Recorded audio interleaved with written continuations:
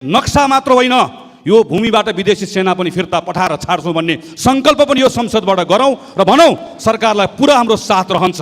सरकार खुट्टा नकमाऊ। हाम्रो शरीर टुक्रेको हामी हेर्न सक्छौँ, हाम्रो हातगोडा टुक्रेको हामी हेर्न सक्छौँ, नेपाल टुक्रेको हामी हेर्न सक्दैनौँ। अब त्यो भूभागलाई फिर्ता ल्याउने कुरामा नेपालले कूटनीतिक पहल गरोस्, त्यहाँ सेना प्रहरी परिचालन गरोस्। यदि यो 3 महिना भित्रमा भारतले आफ्नो सेना सहितको यो भूमि नेपाललाई फिर्ता गरेन भने लिम्पियाधुरा, लिपुलेक र कालापानी क्षेत्र मात्रै होइन, सुस्ता पनि नेपालको पुरै संसारको तागतले हाम्रो यो भूभाग खोज्न सक्दैन। पूर्वमा टिस्टा र पश्चिममा काँगडा पुग्ने नेपालीको धोकोलाई पुरा गर्नको लागि हामी सक्षम भएनौँ भने पनि हाम्रो आउने पुस्ता सक्षम हुनेछ।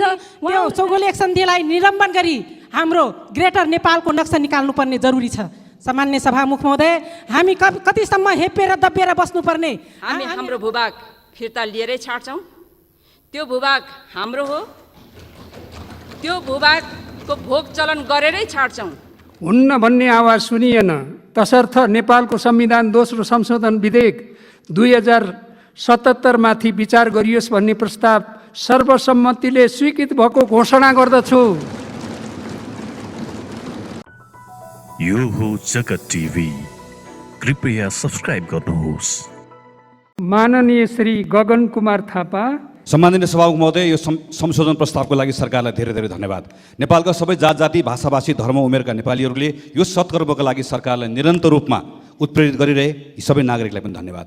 कालापानी, लिम्पियाधुरा, लिपुलेक नेपालको हो भनेर कुनै व्यक्ति बोलिराख्नु पर्दैन। इतिहास बोल्छ, प्रमाण बोल्छ।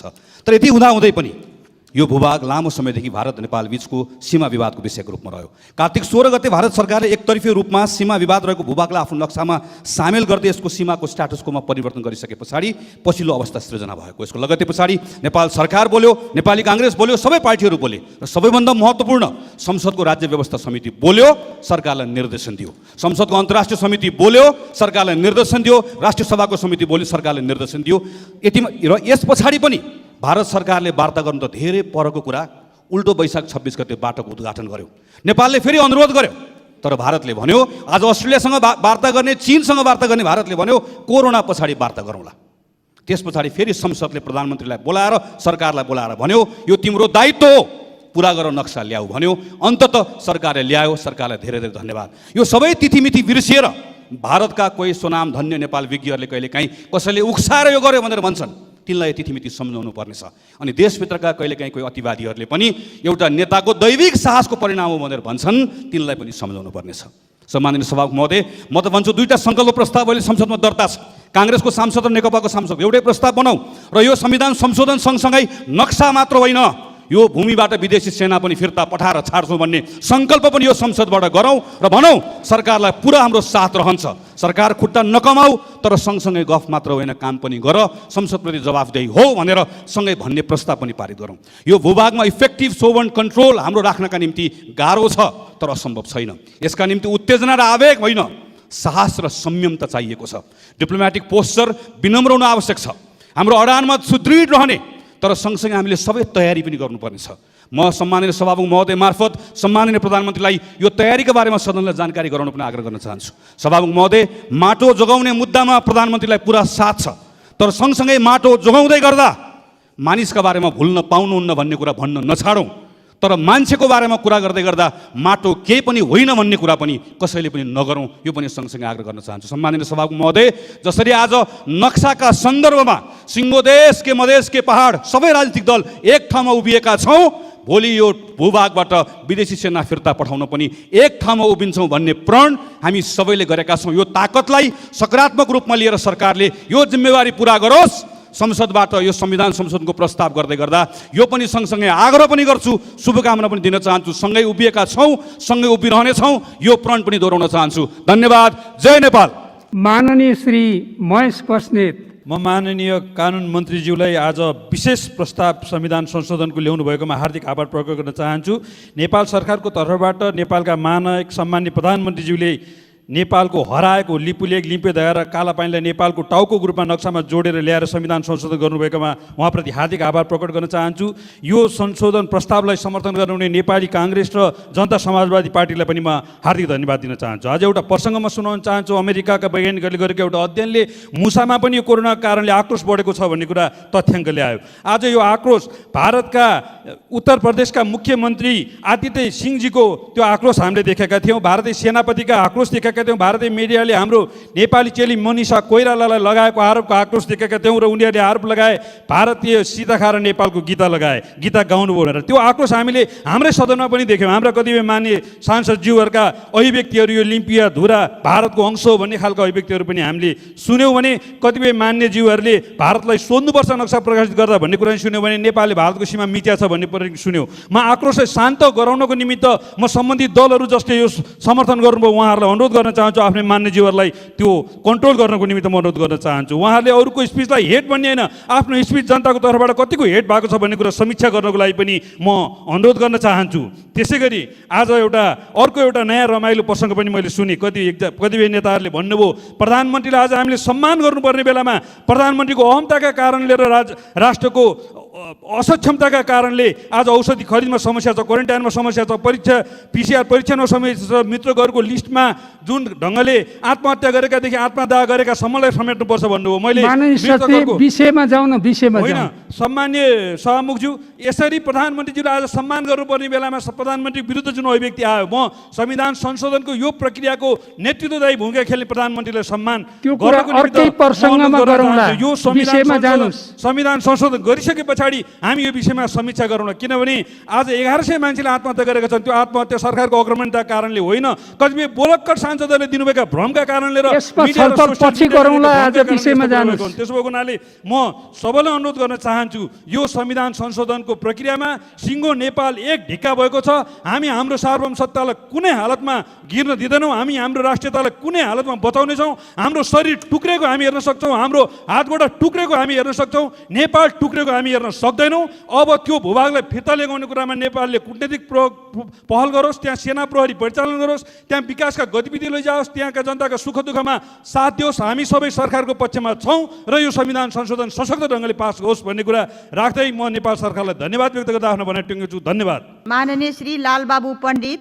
नेपाल सरकारले संविधान संशोधनको जुन यो प्रस्ताव ल्याएको छ, कालापानी, लिपुलेक, लिम्पियाधुरा सहितको भूभाग, त्यसको म पूर्ण समर्थन गर्न चाहन्छु र सरकारलाई धन्यवाद पनि व्यक्त गर्न चाहन्छु।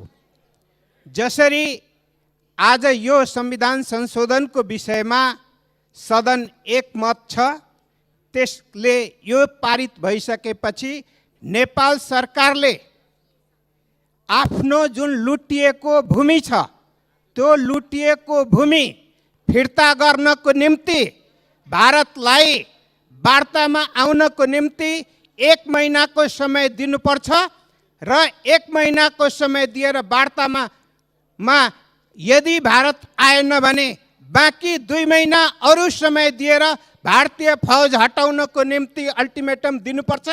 यदि यो 3 महिना भित्रमा भारतले आफ्नो सेना सहितको यो भूमि नेपाललाई फिर्ता गरेन भने जसरी आज एकमत छौँ त्यसरी नै एकमत भएर लुटिएको भूमि फिर्ता गराउनको निम्ति हामी अगाडि बढ्नुपर्छ।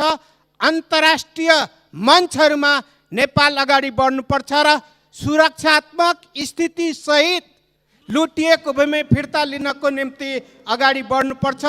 नेपाल सरकारले अहिले यो लिम्पियाधुरा, लिपुलेक, कालापानी क्षेत्रमा बाटो निर्माण, विकासको काम र त्यहाँ प्रशासनिक उपस्थिति, सुरक्षात्मक उपस्थितिलाई बलियो बनाएर लिएर जानुपर्छ।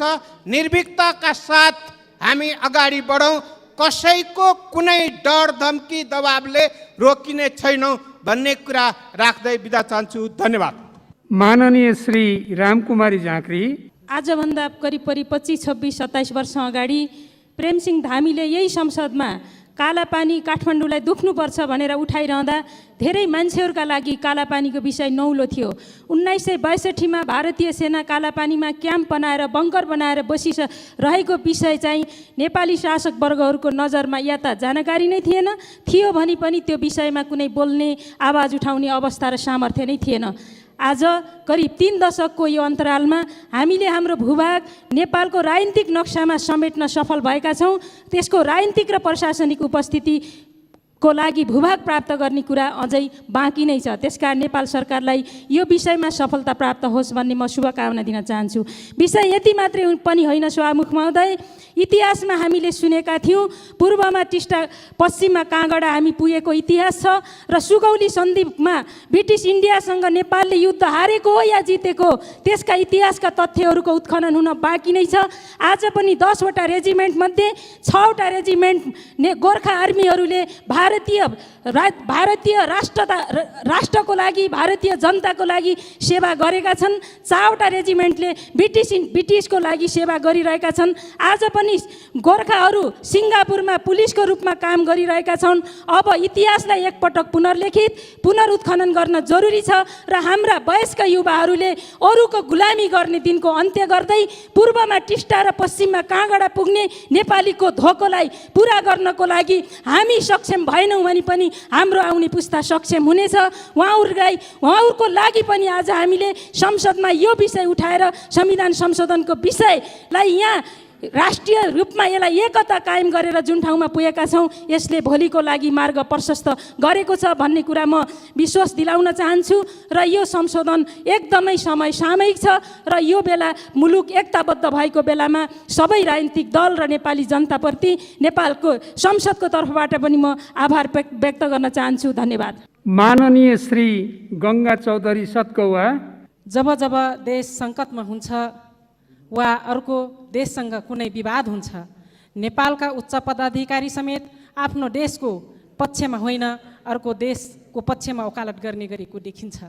यस्ता कार्यबाट ती पदाधिकारी विदेशीसँग मिली नेपालको स्वतन्त्रता, सार्वभौम सत्ता, भौगोलिक अखण्डता विरुद्ध षड्यन्त्र गरेको आभास हुन्छ। सम्मान्य सभामुख महोदय, यस्तो कार्य मुलुकी अपराध संहिता 2074 बमोजिम अपराध हुने भएकोले अब त्यसतर्फ पनि नेपाल सरकारको ध्यान आकर्षण गराउन चाहन्छु। सभामुख महोदय, राज्यका उच्च पदहरूमा बस्ने व्यक्तिको शरीरमा जब विदेशी राज्यको रगत खलबलाउन थाल्छ अनि त्यसले नेपालको राष्ट्रियता खलबलाउन थाल्छ, त्यसको ज्वलन्त उदाहरण हो अहिलेको नेपाल भारत बीचको विवादलाई लिन सकिन्छ। सभामुख महोदय, नेपालको सङ्घीय संसदमा प्रतिनिधित्व गर्ने संसदले नेपालको होइन भारतको चिन्ता गरेको देख्दा उदेक लाग्छ। संसद यस्तो महत्त्वपूर्ण थलो हो जहाँबाट राज्य सञ्चालनको लागि कानुन बन्छ। त्यस्तो ठाउँमा नेपालको होइन विदेशको चिन्ता गर्ने व्यक्तिहरूको बाहुल्यता हुन गयो भने कुनै दिन माननीय सदस्य संविधानको अनुसूची 3 को सामान्य सभामुख महोदय बदल्ने निशान छाप सम्बन्ध मुटुमा राख्छु। मेरो देश, मेरो परिवार, मेरो समाज, मेरो छिमेकी भन्दा महत्त्वपूर्ण मेरो भूगोल हो, मेरो राष्ट्रियता हो, मेरो अखण्डता हो। त्यस कारणले सम्मान्य सभामुख महोदय, म के राख्न चाहन्छु भनेपछि यदि हाम्रो देशको कानुन बमोजिम यदि हाम्रो मित्र राष्ट्र सुगौली सन्धिलाई मान्दैन भनेपछि हाम्रो देश नेपालले पनि मानिराख्नुपर्ने अवस्था छैन। त्यसकारण हाम्रो भूगोलको निम्ति हाम्रो राज्यले पनि त्यो सुगौली सन्धिलाई निलम्बन गरी हाम्रो ग्रेटर नेपालको नक्सा निकाल्नुपर्ने जरुरी छ। सामान्य सभामुख महोदय, हामी कतिसम्म हेपेर दबिएर बस्नुपर्ने अनि हाम्रो सानो देश हो भन्दैमा हामीलाई हेपेर बसेपछि हामी चुप लागेर बस्न सकिन्छ। सामान्य सभामुख अहिलेको विधेयकको पक्षमा आफ्ना तर्कहरू राख्नु। हाम्रो निशाना छाप जुन छ महत्त्वपूर्ण छ। हाम्रो देशभन्दा हामी बाहिर जान सक्दैनौँ र हाम्रो मुलुक, हाम्रो भूमिसँग हामी कुनै पनि मूल्यमा सम्झौता गर्न सक्दैनौँ। यो एकदम महत्त्वपूर्ण छ, समयमा आएको छ। नेपाल सरकार एकदम हिम्मतको साथ यो नक्सा ल्याएकोमा सम्पूर्ण 3 करोड जनताको तर्फबाट म नेपाल सरकारलाई म धन्यवाद दिन चाहन्छु। धन्यवाद। माननीय श्री प्रदीप गिरी। नेपाली कांग्रेसले केन्द्रीय समितिबाट पुरै गम्भीरताका साथ यस प्रस्तावको समर्थनमा, यस संशोधनको समर्थनमा नक्सा परिमार्जन गर्ने, परिष्कृत गर्ने अर्थात् थप्ने भन्ने विषयमा एक मतले यसको समर्थन गरिसकेका छ। त्यसको प्रतिनिधिमूलक व्याख्या हाम्रो प्रमुख सचेतक र सचेतक दुवैले गरिसकेका छन्। यदि बोलेर सैद्धान्तिक छलफल सिद्धिन्छ त, यदि मात्रै बोलेर टुङ्गिन्छ त कुरा? कुनै समय वर्तमान प्रधानमन्त्री ओली र म अर्थात् प्रदीप गिरी संसदको यस्तै मञ्चबाट एक सुर भएर महाकाली सन्धिका पक्षमा बोलेका थियौँ। त्यति बेला माधव नेपाल सीपी मैनालीको नेतृत्वमा महाकालीको सीमाङ्कन ठिकले भएको छैन है भनेर सुबल गरेका थिए। त्यस सवालमा तत्कालीन नेकपा टुट्यो। त्यति बेला प्रधानमन्त्री ओलीले र मैले पनि सायद गल्ती गरेका थियौँ। त्यो कुरा प्रधानमन्त्रीले स्वीकार गर्नुपर्छ एकपल्ट। एक दोस्रो कुरो, यो कूटनैतिक प्रश्न हो, कूटनैतिक प्रश्न हो, कूटनैतिक प्रश्न हो भनेर सरकार थाकेको छैन। कूटनैतिक प्रश्न भनेको के हो? पर्याप्त गृह कार्य नगरेको कूटनीति कहिले पनि ठेगाना पुग्दैन। जमिन हाम्रो भन्ने बहस गर्न पर्दैन। तेरी आमा तेरो भनेर प्रश्न गरे जस्तै हो। जननी जनभूमिष्य स्वर्गादपि गरिएसी भन्ने मुलुकमा हामी आएका हौँ। माटो पक्रेर निर्णय गर्नु भन्ने बिपी कोइरालाको पार्टीका हामी सदस्य हौँ। सोध्नु के पर्यो भने तर त्यो जमिन अब हासिल कसरी गर्ने? प्रधानमन्त्री नेपालका उखा टुकानका महारथी हुनुहुन्छ। एउटा उखान उहाँलाई याद रहन्छ, स्यालको शिकार गर्न जाँदा बाघको तयारी गर्नुपर्छ। यति सजिलो छ? कुनै गृह कार्य छैन। अरू त अरू प्रतिपक्षका नेतासँग सल्लाह गर्न सक्नुभएको छैन। संशोधन मागिरहेका मधेसका नेतासँग कुरा गर्न सक्नुभएको छैन। अनि उहाँले दिल्लीसँग कुरा गर्न भ्याउनुभयो होला, पेकिङसँग कुरा गर्न भ्याउनुभयो होला। यो बिना गृह नीति, बिना गृह कार्य कदाचित आफ्नो पार्टी समेतलाई विश्वासमा नलिकन गरिएको एउटा कार्य हो। तर हामी समर्थनमा छौँ, हामीले समर्थन गरेका छौँ, किनभने हामी नेपाल आमाको सन्तान हौँ। अब कस्तो वातावरण छ, के भइरहेको देखिराख्नुभएको छ, कति पीडा साथ साथीहरू बोल्दैछ सुनिराख्नुभएको छ। एउटा कुरा भन्छु, मेरो शुभकामना छ वर्तमान प्रधानमन्त्रीलाई, आफ्ना पालामा हामीले गरे गल्ती सच्याउनुहोस्, तपाईँकै कार्यकालमा सच्याउनुहोस्। म त स्याल र बाघको उदाहरण दिँदा लज्जित छु। प्रतीकात्मक अर्थ हो।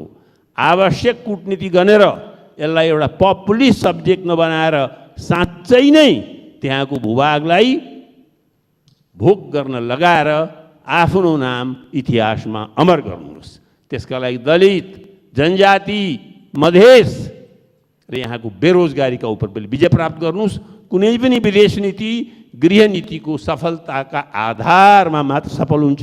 जहाँ तपाईँको सरकार कमजोर भएको छ, तपाईँका माध्यमबाट खबर सुनाउन चाहन्छु। माननीय श्री खगराज अधिकारी, 2055 साल 4 महिना 25 गते कालापानीबाट भारतीय सुरक्षा फौज हटाइयोस् भन्ने स्थगन प्रस्ताव पेश गर्ने केपी शर्मा ओलीको प्रस्तावको बारेमा चर्चा गर्न खोजिरहेको छैन। सम्मान्य सभामुख महोदय, मैले महाकाली सन्धि अध्ययन कार्यदलको संयोजक केपी शर्मा ओलीको बारेमा चर्चा गर्न लागेको छैन। म त्यति बेला त्यो कार्यदलको सदस्य थिएँ, भन्न पनि खोजेको छैन। सम्मान्य सभामुख महोदय, त्यति बेला कुटियाङ्दी महाकाली नदी त्यही हो र त्यसको उद्गम स्थल त्यही हो भनेर नेकपा एमाले, तत्कालीन नेकपा एमालेको महाकाली सन्धि अध्ययन कार्यदलको तर्फबाट नेपाल सरकार, त्यतिखेर सम्माननीय शेरबहादुर देउवा प्रधानमन्त्री हुनुहुन्थ्यो, उहाँलाई लेखेर दिएको कुरा पनि चर्चा गर्न खोजेको छैन। सम्मान्य सभा महोदय, मैले यो कुरा भने म प्रष्ट रूपमा राख्न चाहन्छु।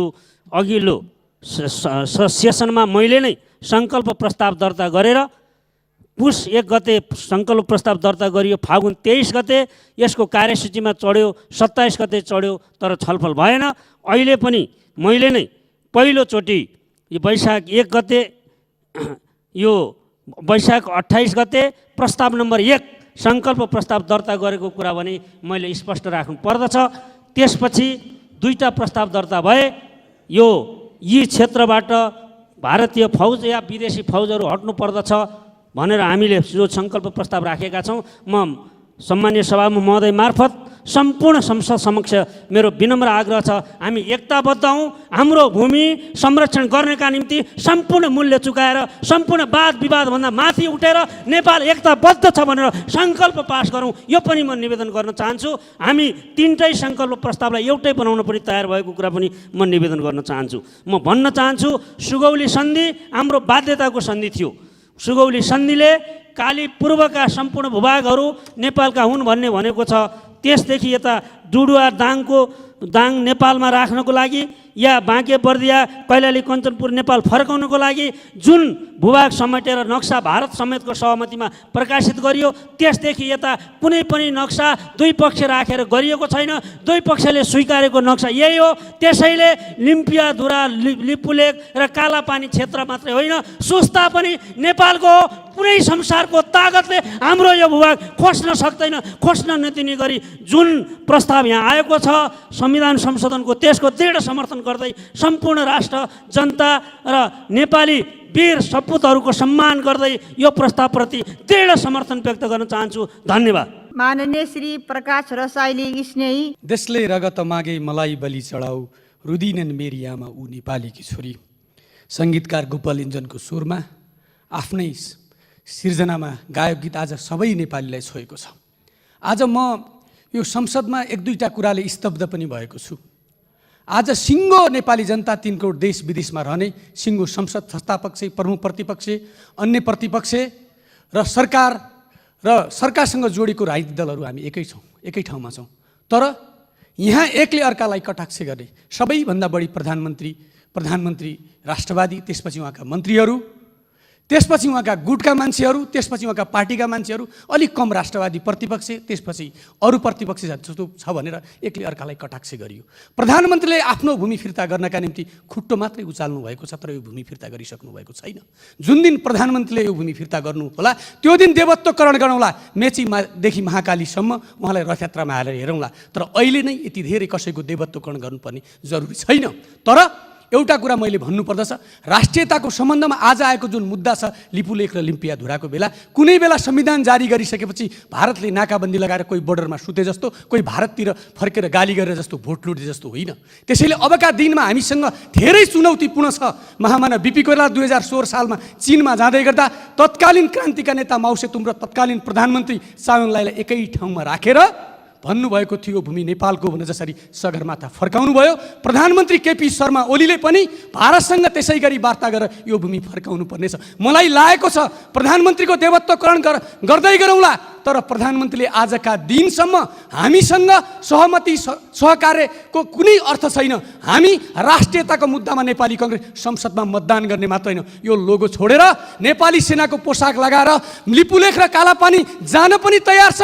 कलमले होइन रगतले पनि सैचाप गर्न तयार छ। तर प्रधानमन्त्रीज्यू आजका दिनसम्म तपाईँले भारतको प्रधानमन्त्रीलाई तपाईँको बर्थडेमा तपाईँलाई शुभकामना दिने ट्विट गरेर दिने भारतीय प्रधानमन्त्री नरेन्द्र मोदी, तपाईँको मृगौला प्रत्यारोपण गर्दा भारतमा आउनुहोस्, मृगौला प्रत्यारोपण गरिदिन्छु भन्ने भारतको प्रधानमन्त्री मोदीसँग तपाईँले फोन गरेको कूटनीतिक माध्यमद्वारा यो समस्या समाधान गर्न खोजेको कुरा कहीँ पनि बाहिर आएको छैन। अब तपाईँको नियतमाथि नक्सा जारी गरेर लोगो त परिवर्तन गरौँला। जुन दिनसम्म नेपाली जनताले त्यो भूमि फिर्ता गर्दैनन् तबसम्म हाम्रो सडकदेखि सदनसम्मको सरकारलाई खबरदारी, हामीले भारतसँग वार्तामा बस्ने, भारतबाट यो भूमि फिर्ता गर्ने तपाईँ मार्फतै हो। तपाईँ मार्फत तपाईँको खुट्टा बलियो बनाउन, तपाईँको आँखा चम्किलो बनाउन, तपाईँको मुटु बलियो बनाउनका निम्ति नेपाली कङ्ग्रेस पार्टी अर्को मृगौला मात्र होइन कि 10 पोका रगत बिन्द पनि तयार छ। तर तपाईँको खुट्टा बलियो बनाउनु होला। हामीलाई शङ्का लागेको छ, हिजो भोट लिने बेला जे भन्नुभएको थियो आज त्यस्तो देखिएको छैन। तर नक्सा आउँदैमा एउटा नक्सा त प्रकाशन नेपाल विद्यार्थी सङ्घले आजभन्दा 1 वर्ष अगाडि सडकमा पनि गरेको थियो, अखिलले पनि गरेको थियो होला।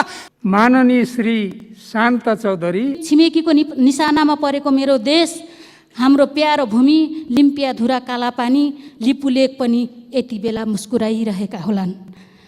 भौतिक रूपमा ढलौँला, चितामाथि जलौँला, तर जल्न दिँदैनौँ हाम्रो स्वाभिमान, जल्न दिँदैनौँ नेपाली शान। सभामुख महोदय, हामी भित्रको स्वाभिमानले भन्दैछ यति बेला नेपाली माटोमाथि उभिएर माटोको कसम खाएर यही भन्न चाहन्छु। नेपाली माटोमाथि उभिएर यही देशको नागरिकको पसिनाको मूल्य लिएर नेपाली आमाको छातीमा कुल्चिँदै हामीलाई मुटुभन्दा प्रिय लाग्ने राष्ट्रियतामाथि धावा नबोल्न म हार्दिक अनुरोध गर्न चाहन्छु। माननीय श्री विमला विक। इतिहासमा कहिल्यै पनि कसैको उपनिवेशमा नपरेको हाम्रो देश नेपाल, कसैको उपनिवेश नसकेका हामी नेपालीहरू आज गर्वले शिर उच्च भइरहेको छ। आज कालापानी लिपुलेक हाम्रो हो भनेर हामीले शिर ठाडो गरेर भनिरहेका छौँ। यसैमा हामीलाई गर्व छ। सम्माननीय सभामुखज्यू, यो थुप्रै आशंकाका कुराहरू उठिरहेका छन्। नक्सामा ल्याएर हुँदैन, भूमि ल्याउनु पर्छ भन्ने खालको कुराहरू उठिरहेका छन्। म विनम्रतापूर्वक अनुरोध गर्न चाहन्छु, यो धेरै लामो समयदेखि नेपालको नक्सामा समेत नभएको यो भूमि नेपालको नक्सामा समावेश गर्नु यो आफैमा एकदमै महत्त्वपूर्ण काम रहेको छ। यसको म प्रशंसा गर्न चाहन्छु र सरकारलाई म विनम्रतापूर्वक अनुरोध गर्न चाहन्छु, कूटनीतिक प्रयास र वार्ताहरूबाट यो भूमि नेपालको उपयोग गर्ने खालको नेपाललाई फिर्ता गराउने कुरामा सरकार सफल होस्, म शुभकामना दिन पनि चाहन्छु। सम्माननीय सभामुखज्यू, केही गुनासाहरू, जनताका गुनासाहरू, नागरिकका गुनासोहरू छन्। जनताले यो भूमि हाम्रो हो र लिपुलेक कालापानी हाम्रो हो भनिरहेकै बेला यो भूमि हाम्रो होइन भन्ने खालको अभिव्यक्तिहरू आएको छ। सम्माननीय सभामुखज्यूले मलाई रुलिङ गरे पनि म यति भन्छु, जनताको नुन खाएर, जनताको कर खाएर, जनताको पसिनाबाट बाँचेका हामी जनप्रतिनिधिहरू यसको विरुद्धमा बोल्न पाइँदैन। धन्यवाद। माननीय श्री दिलेन्द्र प्रसाद बडु। यो विषय 1816 को सन्धि अनुसारको नेपालको स्वामित्व स्थापना गर्ने विषय हो। भारतले 8 महिना पहिला 16 कार्तिक 2076 सालमा आफ्नो नक्सा बनाइसकेको अवस्था छ। हामीले बनाएको अवस्था थिएन र उसले त्यो भूमिमा आफ्नो स्वामित्व बताइरहेको छ। 1 महिना पहिला गुन्जीदेखि लिफुलेकसम्मको अर्को बाटो बनायो, त्यही भूमिमा हाम्रो अहिले बनाएकै नक्साभित्र, र त्यसको उद्घाटन पनि गरेको अवस्था छ। र म वार्ता गर्छु पनि भनिरहेको छ, तर त्यो भूमिमा आफ्नो स्वामित्व हो भनेर नक्साले र अस्तिको उद्घाटनले पनि यो विषयलाई उसले आफ्नो भनिरहेको छ। यो निकै जटिल कुरा मलाई लाग्दछ अझै पनि। र खुसीको कुरा के हो भने 8 महिना पहिला जब भारतले आफ्नो नक्सामा लिफुलेक, लिम्फियाधुरा र कालापानी समेतलाई जब गाभेर बनायो, त्यति बेला राष्ट्र एक ठाउँमा उभियो। यो अभूतपूर्व एकताको बलमा आज हामी यो नयाँ अभ्यासमा सुरु भइरहेका छौँ र यो यात्रा मलाई लाग्दछ यो प्रारम्भ भएको छ एउटा कठिन यात्रा। र यो कठिन यात्राको प्रारम्भमा हामीले राख्ने विषय वार्ताको टेबलमा एउटै हो, 1816 को सन्धि मान्य हो कि होइन, हामी मानिरहेका छौँ। र इन्डियाले त्यसप्रतिको आफ्नो सहमति राख्छ राख्दैन यस कुराको यो पहिचान हो। हाम्रो आधार वार्ताको निमित्त यही हो र यो नक्साले थप आधार हामी वार्ताको निमित्त तयारी हो। यसो गर्दा म एउटै कुरा राख्न के चाहन्छु भने हामी भित्रको सबै दलहरूको बिचको एकताले हामीलाई यता ताकत दिन्छ। हामी भित्र आरोप प्रत्यारोप र कुनै उत्तेजना र आवेगमा हाम्रा अभिव्यक्ति र व्यवहारले यो विषयलाई, यो प्राप्तिलाई अझ टाढा गर्न सक्दछ। यतातिर हामी सचेत बन्नुपर्दछ। एकातिर भने अर्को कुरा म स्पष्ट गर्न चाहन्छु, जुन 1 महिना पहिले हाम्रो गुन्जीदेखि लिफुलेकसम्मको हाम्रै भूमिमा यही नक्साभित्र विशुद्ध हाम्रो भूमिमा 22 किलोमिटरको जुन बाटो उद्घाटन भयो, यसका सन्दर्भमा 5 वर्ष पहिले भारत र चीन दुवै मिलेर हाम्रो भूमिमाथि हाम्रो सोभरेन्टीलाई जुन अनादर गरेर एकतर्फी सम्झौता गरे, त्यो सम्झौता पनि यसमा सामेल हुन्छ। यसका निमित्त चीनसित पनि हाम्रो त्यो कूटनीतिक पहल हामीले गर्नुपर्छ। जस्तो 5 वर्ष पहिले तत्कालीन सम्मानित प्रधानमन्त्री सुशील कोइरालाले दुवैतिर सिरियस प्रोटेस्ट गर्नुभएको छ र कूटनीतिक पहल गर्नुभएको छ, कूटनीतिक नोट पठाउनु भएको छ। त्यसको निरन्तरता पनि यहाँ जोडिनु। माननीय कानुन, न्याय तथा संसदीय मामिला मन्त्री डाक्टर शिवमाया तुम्बा आम्फेलाई छलफलमा उठेका प्रश्नहरूको जवाफ दिन अनुमति दिन्छु। सबै दलहरू एकताबद्ध भई एउटै आवाजको साथ एक स्थानमा उभिएको देख्न पाउँदा यो दिनलाई एउटा ऐतिहासिक दिनको रूपमा हामीले दर्ज गर्न सकेको देख्दा हामीलाई खुसी लागेको छ। सम्पूर्ण नेपाली जनताहरू खुसी भएको अवस्था छ। त्यसैले हामी हाम्रो भूभाग फिर्ता लिएरै छाड्छौँ। त्यो भूभाग हाम्रो हो, त्यो भूभागको भोग चलन गरेरै छाड्छौँ। त्यसैले हामी राष्ट्रियताका सवालमा सधैँ एकजुट हौँ भन्दै आफ्नो कुरा यहाँ टुङ्ग्याउँछु। धन्यवाद। अब यो छलफल यहीँ समाप्त हुन्छ। अब म नेपालको संविधान दोस्रो संशोधन विधेयक 2077 माथि विचार गरियोस् भन्ने प्रस्तावलाई निर्णयार्थ प्रस्तुत गर्दछु। यो प्रस्तावको पक्षमा हुने मान्य सदस्यहरूले हुन्छ भन्नुहोला, यसको विपक्षमा हुने मान्य सदस्यहरूले हुन्न भन्नुहोला। यो प्रस्तावको पक्षमा हुने मान्य सदस्यहरूले हुन्छ भन्नुहोस्। यसको विपक्षमा हुने मान्य सदस्यले हुन्न भन्नुहोस्। हुन्न भन्ने आवाज सुनिएन, तसर्थ नेपालको संविधान दोस्रो संशोधन विधेयक 2077 माथि विचार गरियोस् भन्ने प्रस्ताव सर्वसम्मतिले स्वीकृत भएको घोषणा गर्दछु।